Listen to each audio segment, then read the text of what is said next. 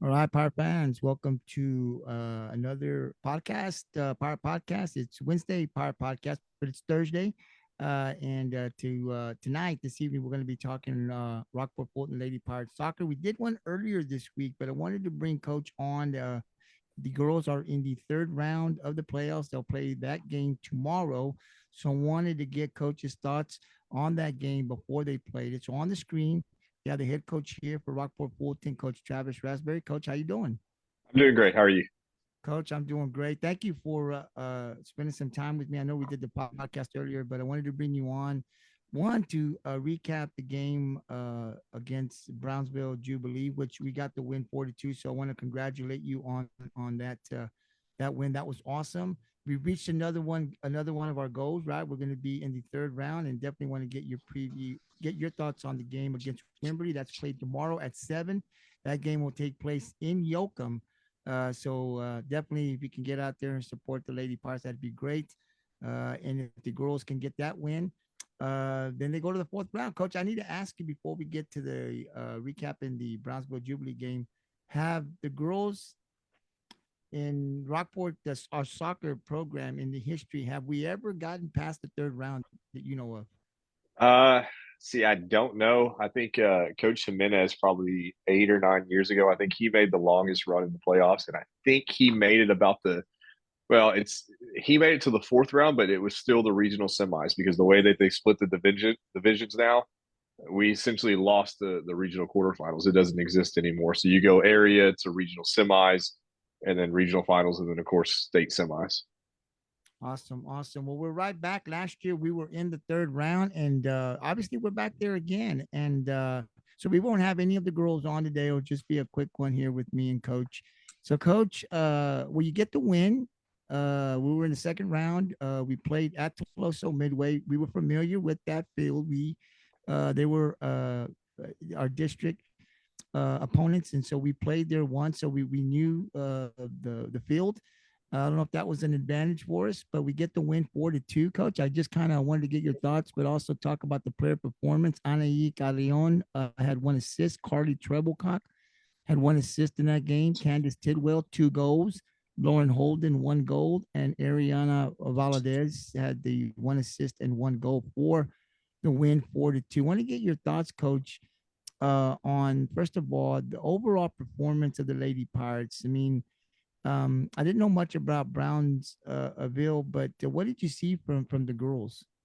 Yeah, let me start off. I think I may have texted you the wrong score in my excitement. It was 4-1, so our defense was able to kind of hold them pretty well. But no, so the thing about those Valley schools, you don't really know anything about them. We were very fortunate that I was able to get filmed for the first round, but the second round, the only person that I knew that could give me anything was La Feria, who we played last year in the second round, and and their coach was like, "Oh yeah, I would send it to you, but I'm out of town, and I can get it to you Tuesday afternoon." And I was like, "Well, by then it's too late."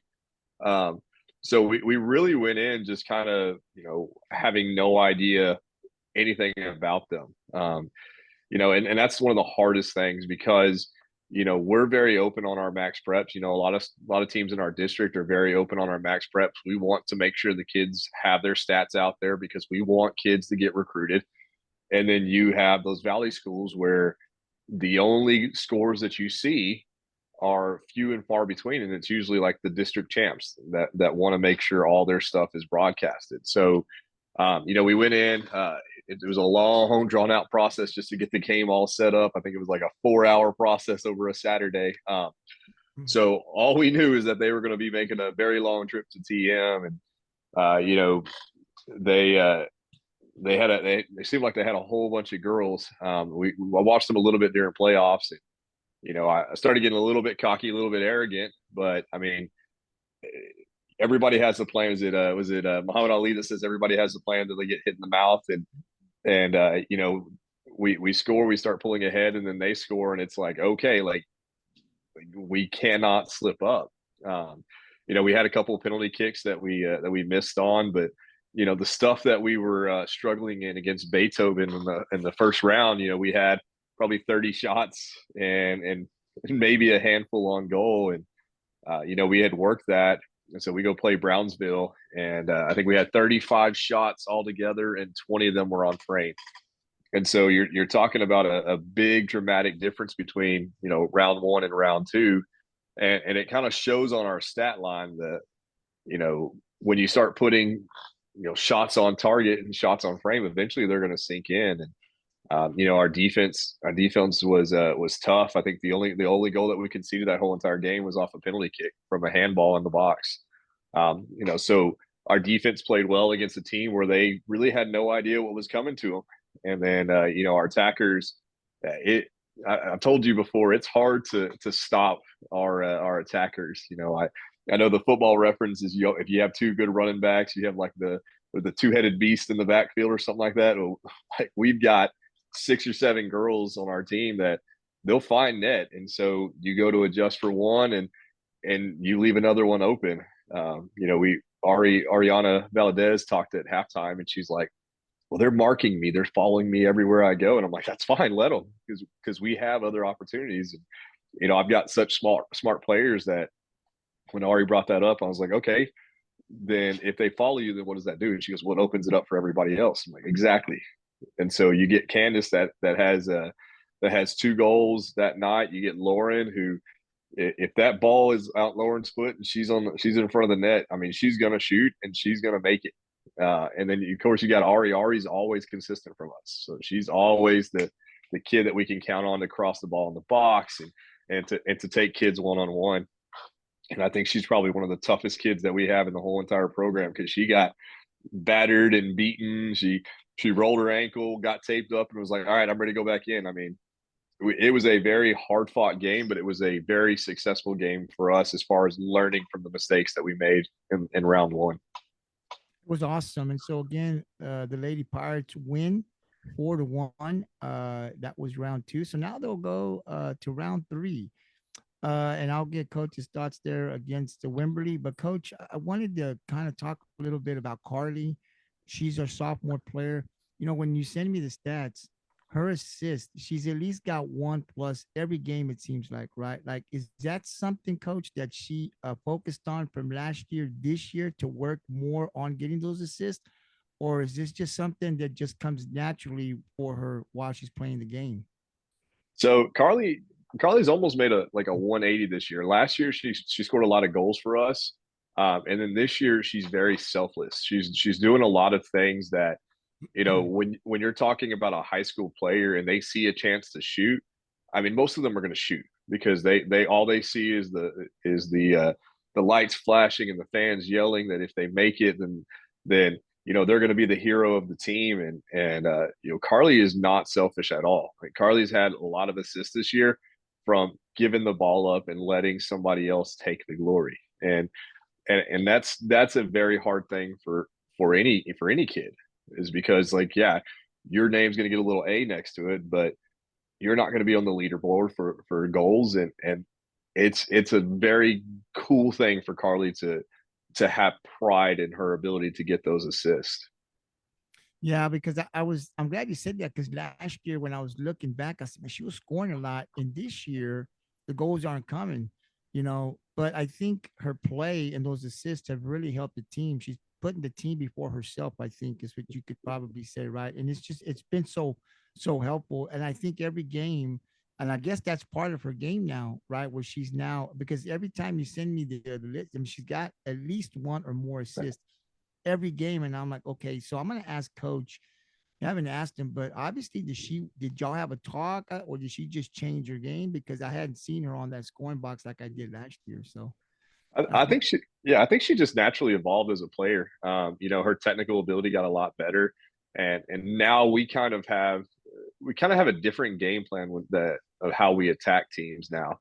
Last year it was a lot of send the ball long and hope that we can beat their defenders one-on-one, and now it's more methodical. Now it's more finding those passes, finding those alleyways, and that's what has helped Carli out tremendously. She has such great vision of the game, and so it's just that natural evolution as a player, and she has evolved completely as a player, where she can still score if she wants, but she would rather put the betterment of the team over playing selfishly.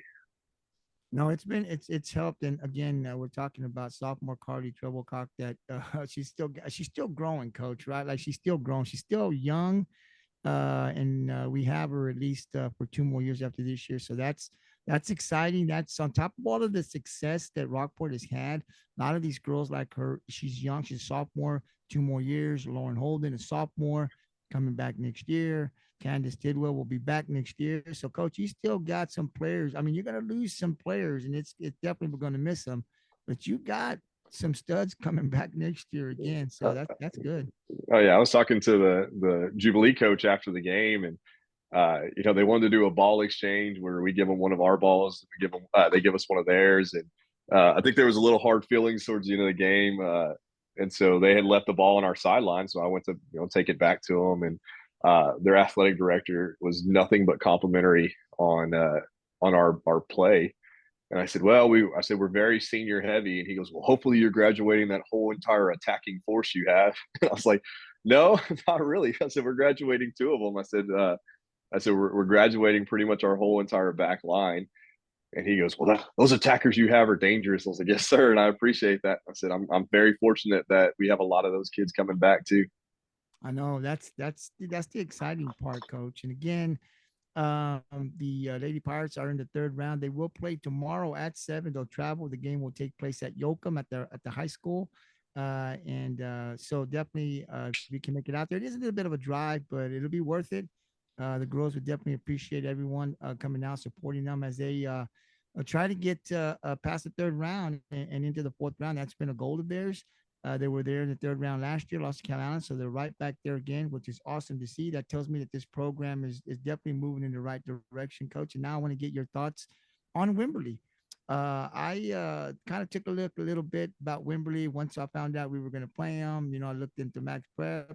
Uh, they're pretty good, coach. They win more games than they lose. I don't know a lot, but I don't know how tough their district is, teams that they're playing. But I can definitely tell you they play more, they win more than they lose. Of course, we know a lot about Wimberley in every sport. They're pretty good. What can you tell us about Wimberley if you know anything about them? And what are the keys for the Lady Pirates? Well, what do you feel? I mean, obviously we got to play good, but what do you feel are some of the keys that we really have to excel in to get the win and move on to the next round? Yeah, Wimberley, we got some film on Wimberley. We're very fortunate. I think I had three films on them. One of them was on YouTube that I shared with the girls. The thing about Wimberley is they have always had success. This year they're down actually a little bit, but they don't play really a tough district. I mean, the only comparable opponent that we've kind of seen is London. They played London early on. London had a few kids missing, few injuries, and according to the London coach, they didn't play very well when they played them, and London lost 4-0. We sat back yesterday and kind of watched the film during the period and kind of nitpicked them a little bit and kind of tried to figure out how they play, and the main thing for us is just playing calm. They're very quick to the ball, and they're going to capitalize on mistakes made in the back four. They played Lake Travis, and Lake Travis is a pretty good little 5A school, and Lake Travis just unraveled them. I think the final score was 8-0. They got mercy ruled. The funny thing is you don't see games like that on their max preps. They're very particular about what they put on their max preps. And so their stuff's inflated a little bit. I'm not going to say that they're making everything up, but it's definitely inflated a little bit because there's a couple of losses they haven't included on there. But our main thing is we just can't make silly mistakes in the boxes. The films that we got on them, the goals that they've scored has been, just simple defenders not clearing the ball well and them just kind of poking it in. There wasn't really any kind of like shots where you go, oh crap, like we have to watch this girl. I would compare them with really, the upper teams in our district, Beeville, London, Cow Allen. And the thing is, we can play with any of those teams when we want to. Wimberley has a disadvantage because, at their away games, any of the away games that we've watched of them, they play very, very down to the I guess the level of their competition. And fortunately for us, we play up when we're playing against tougher opponents, and so they're going to be sloppy because they're playing on a surface that they're not known for playing, and they've got a little bit of a drive. So do we, but we've become little road warriors this year. I mean, all those away games have kind of helped us. And I hated it towards the end of the season because you're constantly getting on the bus, traveling, coming back late, getting on the bus, traveling, coming back late, and it's actually helped us out tremendously. We're heading there tomorrow. It's about an hour and 45-minute drive, probably about 2 hours in a bus, and we've got it all planned out. My understanding is the school's doing a send off. We're going to walk through the halls, and then the community's doing a send off. And we're going to take our time getting there. We're going to stop in Victoria, kind of get the girls out, let them stretch their legs, get some snacks or something like that, and then we're going to get there early enough where we can kind of relax and sit in and kind of take in the moment, and we're not rushing through things. Our tendency is when we get off the bus and we're trying to rush through things, it kind of carries on into the game. And when we played Brownsville Jubilee, we got there early enough where the girls got to go in the locker room and kind of hang out for 10 or 15 minutes. I got to go on the sideline and just kind of collect my thoughts and get everything together. And so when we got on the field, it was just very calm, and it translated to the game. The main thing about Wimberley is just, like I said, reducing the mistakes. They're not this impenetrable wall. They got scored on by Lago Vista. We watched the Lago Vista game, and I wasn't too impressed with Lago Vista, and they were able to play alongside Wimberley. And I would compare a Lago Vista to kind of a TM. So when we go play Wimberley, it's going to be like us playing Beeville, and it's going to be a rivalry game. They're going to come in full speed. We're going to come in full speed, and I really think that we're gonna shock them because they haven't played us. They haven't played anybody who has the dynamic six girls up top like we do. Every other school has that one or two. We don't have that. I mean, you go to stop one, we've got others that are going to step up and take it to them. And so, I don't see Wimberley having an easy time trying to stop our onslaught of the attack. So the main thing is just reducing our mistakes. Coach, let's go to the offensive side. You say you saw some video. What you're saying you think offensively, we like because playing Beaver, obviously that tells me, and I know it's not quite like that, but if playing Beaver, it tells me that's going to be a really good game, right? It's who's going to come out and eliminate the mistakes. But offensively, what we've seen, you think that we can get a lot of shots on that Wembley defense as far as goes? Yeah, absolutely. Yeah. We're so quick up top with Ari and Candace that, the moment that the midfield steps or the moment that Anna E or Carli feel that pressure, they're getting the ball off their foot. And I mean, it's everybody for the races. And so Wimberley's going to have to keep a tight defensive line just to stop us. And so I see us getting a lot of shots off. We just have to play calm in the midfield and find those easy passes and find those next level balls to our forwards. But like I said, I don't see Wimberley being able to stop us from shooting and stopping the onslaught that we have the ability to do to people with just our attacking force. Awesome. And again, we talked a lot this year about, God, we have those 8 games on the road back to back to back, and we didn't like it, but it might have helped us out here as we have to travel, because I think the girls, obviously they're accustomed to it now, right? They just finished it up here. It wasn't at the start, it was toward the middle end of the season. So they're accustomed to getting on that bus, taking that ride, and like you were saying, and I think that's so important is, getting there early, not rushing it, because I think when you do rush it, it tends to then have an effect on the game, right? Because your mind set that way. If it's relaxed, if you're able to take a little break, get some snacks or eat a meal, whatever it is that you guys are going to do, the plan, get in there, relax, they listen to music, that tends to follow into the game, which I think is a plus for the Lady Pirates. So I'm glad that that's going to take place. We're going to be able to do that. And then the send off. I saw the last one walking down the hall. I see the videos that are posted there by some of the coaches and the teachers. I think it's awesome for the kids that get recognized by the athletic the other athletes there. Everybody comes together, teachers, and they walk that long hallway till they get to the outside part where the bus is. I think that's awesome that they do that. And then the fans are down there at the very end there by Memorial Park. to see you guys off. I think all of that is good. It shows the support. I'm glad that we do that with everyone. So that's awesome. And coach, I mean, the next question I have is, practice. The rain has come. We got more today than we got yesterday. Has that affected the practice at all yesterday and today?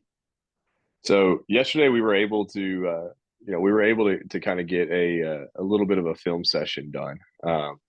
You don't want to, take the risk of going out there, getting everything set up, and then have to tear everything down, and you just waste time. And time's so precious in playoffs. Wimberley is very fortunate. They have a complex indoor where they can get out, they can practice, they can move around, and we're limited to what we can find, and we're very fortunate that Coach Souza let us have the competition gym. So we spent pretty much from eighth period all the way to about 5 o'clock just working passing, working possession, staying calm with the ball, and that's something that throughout the season we've needed to work with. Yeah, we're not going to be able to take shots from 30, 40 yards out in the gym, but we can work on the little things that will help us get to the point where we can take those shots. And so, it is a disadvantage. And, tomorrow we're going to be playing in the rain too. Everybody's going to be a little bit off their game because, soccer is not, and I joke around with the softball and golf coaches and tennis coaches, like soccer is the one sport where it can be 30 degrees one day, 90 degrees the next day, and then pouring down rain and 50 degrees, the following day. And we're still going to be out there unless it's thundering and lightning. We're going to be out there for all temperatures. I gave a couple of softball girls a hard time this morning. I said, if it sprinkles just a little bit, y'all pack it in and head inside. Whereas we're playing in a downpour. So it's going to be one of those things where it is what it is, and you take advantage of the time you've got, and at the end it's, did we prepare enough for this? And I think right now we're at a point where we have prepared enough to really play a very tough game against a very tough opponent. And I think, like I've said before, I think it's going to be really hard for them just to kind of slow down our attacking force. God, I hope that's true, coach. Do they have turf? Is it grass turf? Their field? Yeah, Yoakum is turf. Oh, So yeah, that's one of the things that we looked at, because we had a potential. We could have potentially played. Today it was one of those things where we just kind of we were looking at the weather forecast, and I'm one of those people that I would much rather, if a lightning or rain delay happens, that you suspend the game on Thursday and then come back Friday. And is one of those things where they were willing to do it, but we would have to drive all the way to Seguin. I was like, yeah, we're not going to drive the 2.5 hours. Let's just keep it Friday, and hope that we can find that nice clean patch of good weather and all the rain, and get that game done. that'd be great, coach. The final question before I give you the final thought is this: I want to know, kind of from you, what the girls, if there's conversation. Obviously, having the girls on at the start this year, the goal is always to compete for a district title and get into the playoffs. The girls talked about getting back to the third round and winning that game. They've reached half of that goal, right? Because we're back in the third round. The last couple of days after that win against Brownsville, has there been talks? Have you heard, not with you and the girls, but the girls themselves, talking about they can make history here, right? In winning this game, Wimberley, and going to the fourth round. We haven't been there in quite some time. Are you hearing talks, or are you possibly having talks with the girls? Are you guys discussing, the possibility, or is this just normal? Hey, we go and win. Once we get the W, then we talk about the next round. Like, how's that all that playing out? Yeah, the girls knew that after the game, against Brownsville, that it was going to be Wimberley. Wimberley was down, 1-0 against Laga Vista, and then they came back, and they ended up winning 5-1. So we knew that it was going to be Wimberley, and then all of a sudden the kids start searching on Max Preps, and we had a real big talk towards the end of the film session yesterday, because Max Preps bases everything that rankings and all that stuff and predictions based on what scores and what schedules are put in. Um, you know, so I use the example of the previous school district I worked at. They were ranked in like the top 10 for max preps in 4A, and they had about 6 games where they played JV teams. And so max preps, all they do is they see the win, and they're like, oh yeah, they're winning, let's move them up in rankings. And so I think the girls were a little apprehensive, and then we talked about it. Now I think the confidence is like, oh yeah, we can do this. And I think that they know it's going to be a challenge. They know it's not going to be a blowover game, but now that we've kind of explained, like, hey, this don't mean nothing. Like, they played London. London was down, and we have been able to play London. We played them last year. The only reason why the score margin was so high against London this year is just because, we start shutting down, or we have a couple of bad things go against us. Then all of a sudden we just kind of deflate. And I think the girls knew that, with London and Cal Allen, they're kind of our boogeyman. We kind of get in our head, we make that first mistake. And, the girls, I always use the comparison of being in quicksand. I always tell them, how do you get out of quicksand? And they go, well, ask somebody for help. And I was like, yeah. I was like, if you're in quicksand and you start freaking out, you're just going to sink farther and farther into the quicksand. So I think with Cal Allen and London this year, we've kind of sank into that quicksand. And I think the girls have enough confidence and have enough faith in their ability for tomorrow, that I don't think they're going to be finding any quicksand on that field. I think we're going to come in, we're going to play calm and confident. And I think the girls are super excited to, the seniors to leave a legacy and leave that mark that says, this is where we were, this is the tradition that we have set forth through you. Now you go beat it. And I think that's, something that we're always going to strive to do, is always find that level and keep pushing. And I think that, tomorrow we've got a very good chance to, set, history or do something that hasn't been done in a while. Man, that would be awesome, coach. And I just thought of another question. I want to go to the defensive side, because toward the end of the last couple of games, I say 4 or 5 games, we really struggled defensively. Teams were able to score goals on us, something you didn't see a lot of at the beginning, right? And you were starting to see a couple of games there, we were giving up 3, 5 goals and stuff. In the 2 playoff games that we've had, coach, that has not been the case. I think the goals that they scored, they've been on PK. So defensively, we have done a better job. What have you seen in the last 2 games from the defense that you were not seeing toward the middle end of district? But now it seems like that defense is regrouped. Now, we've talked about the energy with Katie coming back, but what have you seen in the last 2 games defensively from start to end of games that you weren't seeing in that middle late district run? Consistency.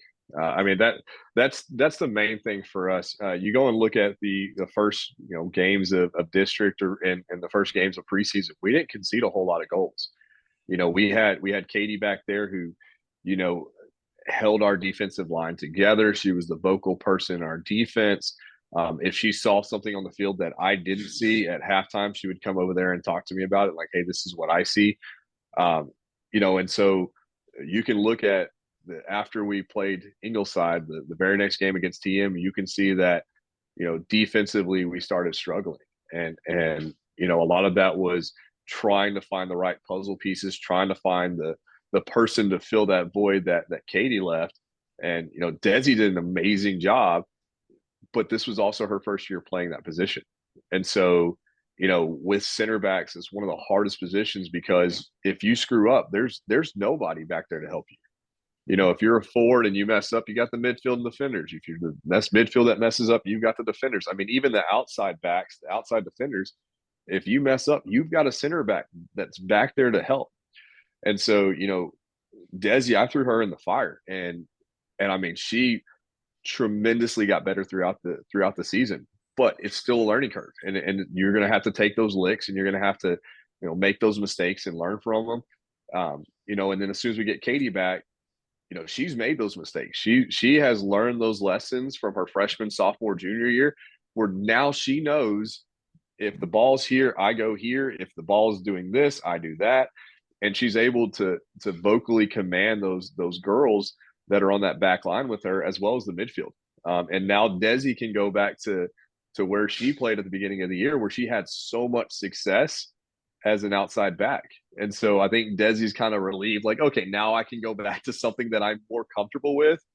And now we have that person as a center back that, you know, is a coach on the field, that is vocal on the field, that kind of is that person that, you know, when you need physicality in the back four, I mean, she's going to come in.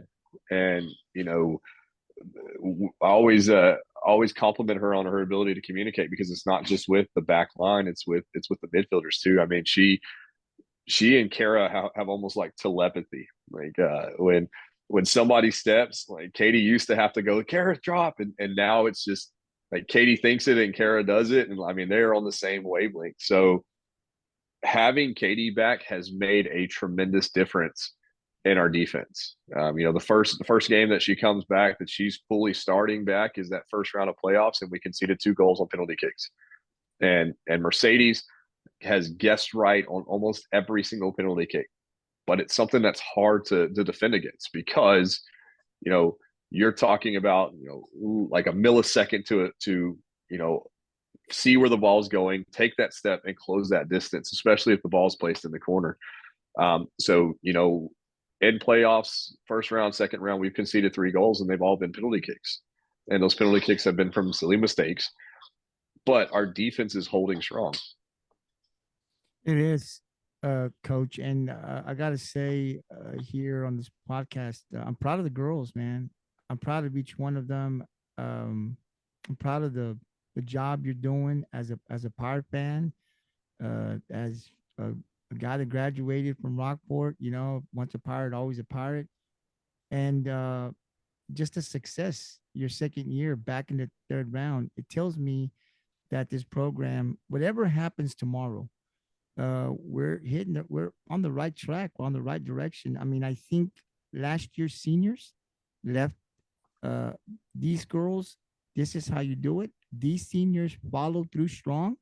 This is where it goes. And when they graduate, you'll have these girls that'll come back. It's starting to be where third round is and plus is where we need to be.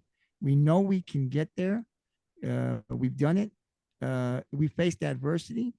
We lost the captain. We've had some injuries to some games. We didn't play good in some games, but when we got healthy again, there was a big difference. And I think all of the stuff that we went through this year lets the girls know that we can get here. We can play with the best. I think for Rockport Fulton, it's about, like you said, the confidence we belong here. We can play with the best of the best. It doesn't matter if we're from Rockport or we've never been here. We belong with the best, with the elites that we have here, whether they're in the coastal Bend area or we're going up north. We can play with everybody.